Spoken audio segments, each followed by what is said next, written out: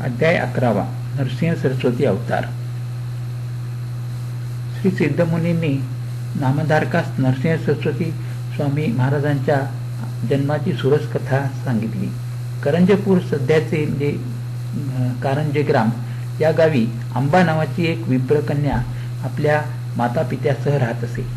ती आपल्या पूर्वजन्मीच्या संस्काराप्रमाणे प्रदोष व्रत करीत असे। यथासमयी तिचा विवाह माधव नावाच्या एका विद्वान आचारसंपन्न विप्राबरोबर झाला। त्या श्रद्धावान दाम्पत्यास पुत्रप्राप्तीसाठी अधिक काळ प्रतीक्षा करावी लागली नाही। ईश्वर कृपेने अंबेस लवकरच पुत्रप्राप्तीची लक्षणे दिसू लागली। त्या दिव्य मातेचे डोहाळे काही आगळे वेगळेच होते।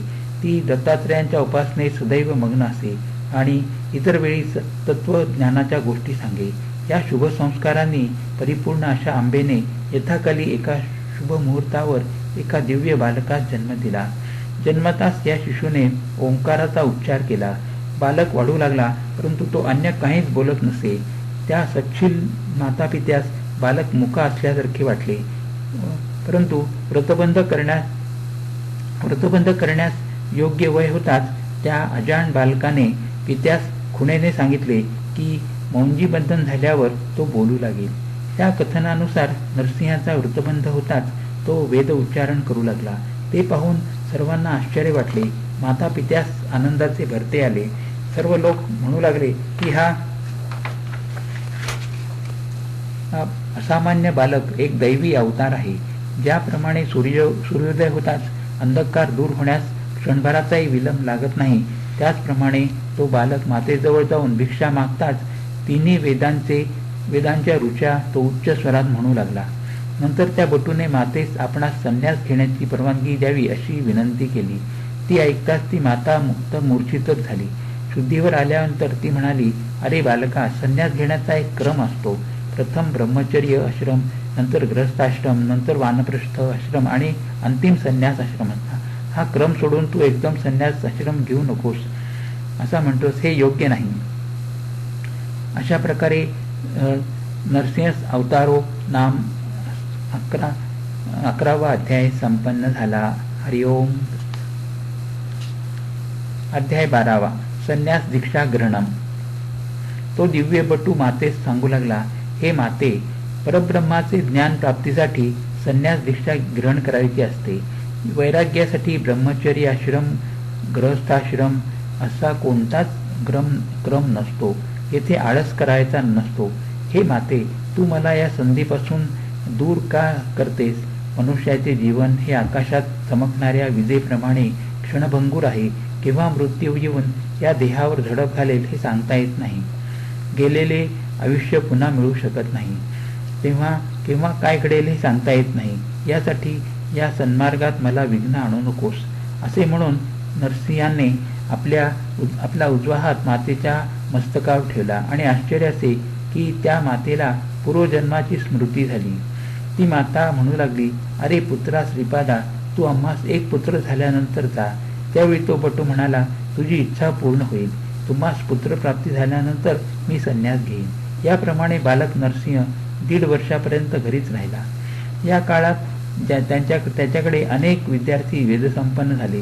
जे विप्र पूर्वी मुकेपणाची नावे ठेवत होते तेच बालक नरसिंहाकडे मार्गदर्शनासाठी येऊ लागले। यथाकाली अंबामातेने 2 पुत्रांना जन्म दिला। मातेची इच्छा पूर्ण होताच बालक नरसिंहाने मातापित्यांची आज्ञा घेऊन काशीस प्रयाण केले। सस्मित मुखाने सर्वांचा निरोप घेऊन पुन्हा सर्वांना येऊन भेटेन असे आश्वासन देऊन नरसिंह मार्गस्थ झाले। या अल्पवयीन बटूने काशीस येऊन योगाचा अभ्यास केला। त्यांच्या तेजोमय मुखाने अत्यंत शिस्तबद्ध आचरणाने काशीच्या ब्रह्मवृंदांनी नरसिंहास संन्यास धर्म स्थापन करण्याची विनंती केली। त्यानुसार त्याने प्रथम स्वतः संन्यास ग्रहण केला। काशी क्षेत्रीचे अतिविद्वान वृद्ध संन्यासी श्रीकृष्ण सरस्वती यांचे शिष्यत्व त्यांनी पत्करून नरसिंह सरस्वती हे नाव धारण करून संन्यास मार्गाचा अवलंब केला। स्वतः संपूर्ण विश्वाचे गुरु असताना लौकिकासाठी केवळ गुरु करून त्यांनी घेतले। संन्यास ग्रहण केल्यानंतर भारतात चोहीकडे त्यांनी तीर्थयात्रा करून समाजात अध्यात्म मार्गाचे महात्म्य सामान्य जनापर्यंत पोचविले आणि सर्वांना समजावून सांगितले. तीर्थयात्रा करीत असताना मार्गात कारंजे गाव लागले. तेथे स्वामी माता पित्यास भेटून आले. पिता श्री माधवांना त्यांनी संन्यास मार्गाची दीक्षा दिली.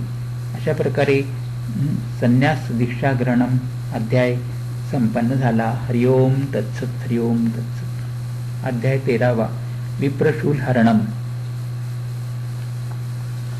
सिद्धमुनी नामधारकाला पुढे सांगू लागले. ते म्हणाले, अरे नामधारका, ज्ञान ज्योती कृष्ण माधव सरस्वती सदानंद उपेंद्र यती आणि मी सातवा असे गुरुदेवांचे पट्टशिष्य होतो. हे सर्व शिष्य शांत स्वभावाचे, निष्कपटी आणि आचार संपन्न होते.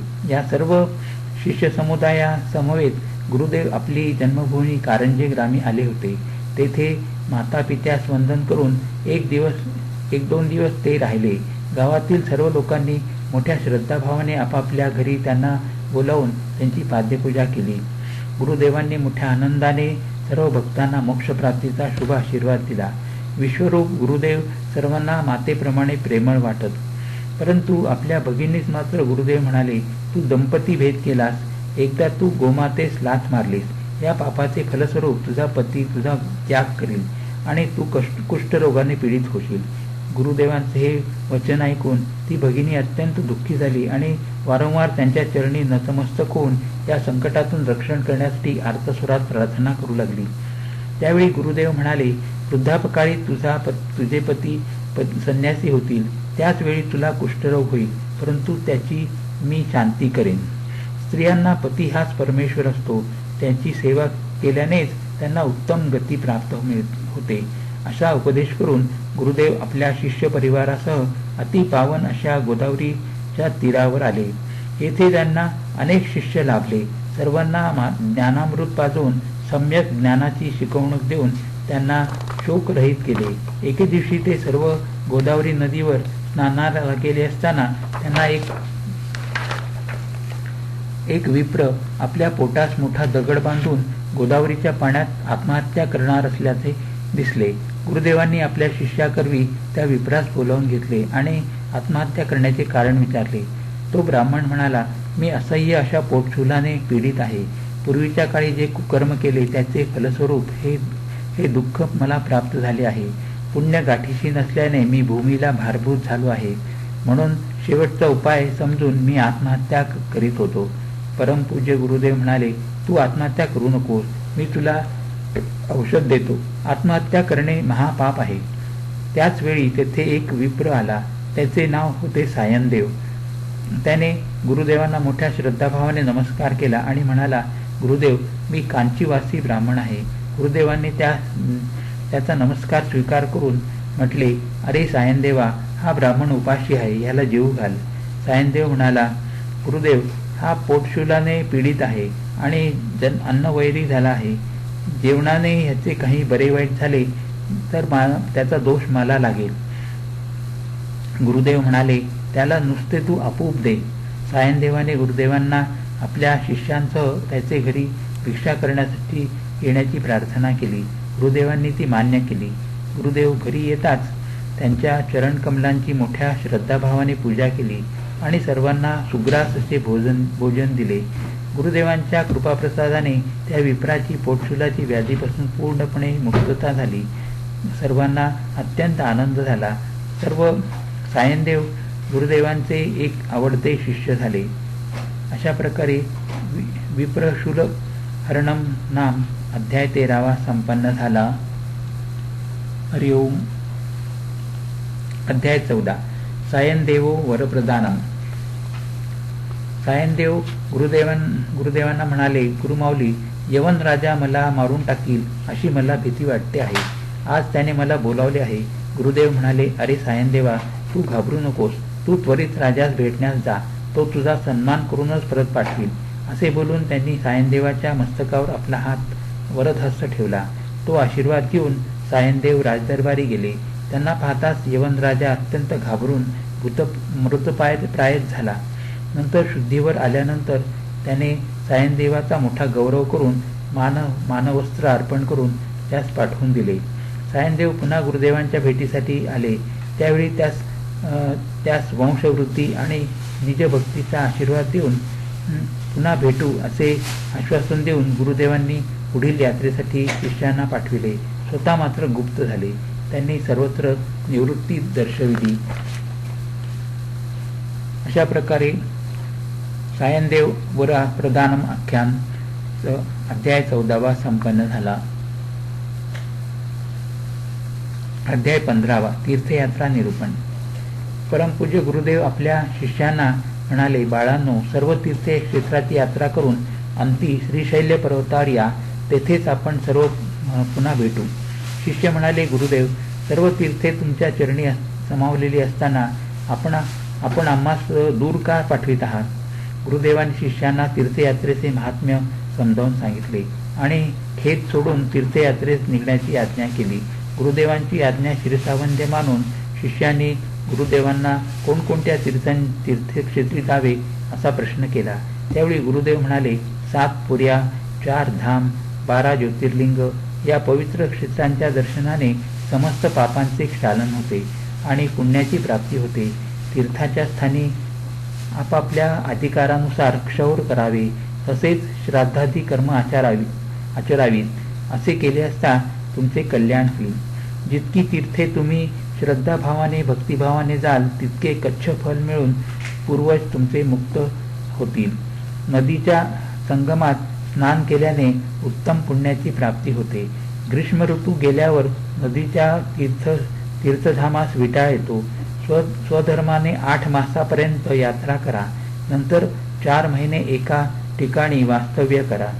नवीन पाणी नदीस आल्यावर 10 दिवस त्याला विटाळ असतो. तीर्थस्थानी मात्र हा दोष नसतो. महानदीस हा दोष केवळ 3 दिवसच असतो. तर कुपास हा दोष केवळ 1 रात्रच असतो. हे सर्व ध्यानात ठेवून यात्रा करा. या यात्रेचे फलस्वरूप पापमोचन होऊन ज्ञानाची प्राप्ती होईल.